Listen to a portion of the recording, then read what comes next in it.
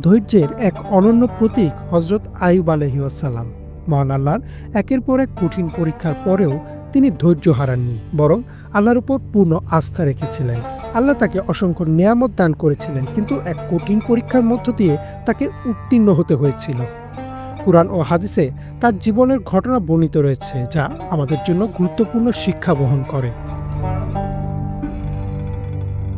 আল্লাহ তাআলা হযরত আইয়ুব আলাইহিসসালামকে অপরিসীম সম্পদ, স্বাস্থ্য ও একটি সুখী পরিবার দান করেছিলেন। তিনি ছিলেন এক সৎ, খোদাভীরু ও ধৈর্যশীল ব্যক্তি। কিন্তু আল্লাহ তাকে পরীক্ষা করার জন্য তার সব সম্পদ কেড়ে নিলেন। তার সন্তানরা মারা গেল এবং তিনি কঠিন এক রোগে আক্রান্ত হলেন। আল্লাহ কোরআনে বলেন, আমি অবশ্যই তোমাদের পরীক্ষা করব কিছুটা ভয়, ক্ষুধা এবং ধন সম্পদ, জীবন ও ফলফলাদির ক্ষতির মাধ্যমে। আর তুমি ধৈর্যশীলদের সুসংবাদ দাও।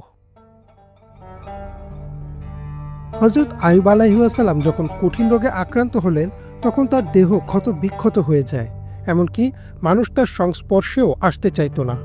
কিন্তু তিনি কখনো আল্লাহর প্রতি অভিযোগ করেননি বা হতাশ হননি। তিনি ধৈর্য ও কৃতজ্ঞতার সঙ্গে এই পরীক্ষা সহ্য করেছেন। অসংখ্য বছর কঠিন রোগ সহ্য করার পর তিনি আল্লাহর দরবারে অর্জি জানিয়ে বলেন, আমি বিপদে পড়েছি, আর তুমি সবচেয়ে দয়ালু, দয়াবান। আল্লাহ আইয়ুব আলাইহিসসালামের দোয়া কবুল করলেন এবং তাকে সুস্থতা দান করলেন। আল্লাহ বলেন, অতঃপর আমি তার আহ্বানের সাড়া দিলাম এবং তার দুঃখ কষ্ট দূর করে দিলাম এবং তাকে তার পরিবার ফিরিয়ে দিলাম এবং তাদের সঙ্গে আরও অনুরূপ দিলাম আমার পক্ষ থেকে অনুগ্রহ স্বরূপ এবং ইবাদতকারীদের জন্য শিক্ষাস্বরূপ। আল্লাহ আইয়ুব আলাইহিসসালামকে আদেশ করলেন, পা দিয়ে আঘাত করো, এখানে শীতল পানি, যা পান করার এবং গোসল করার উপযোগী। তিনি সেই পানি দিয়ে গোসল করেন এবং সম্পূর্ণ সুস্থ হয়ে ওঠেন। আল্লাহ তাকে তার হারানো সম্পদ ও পরিবারের সদস্যদের ফিরিয়ে দেন এবং আরও বেশি বরকত দান করেন।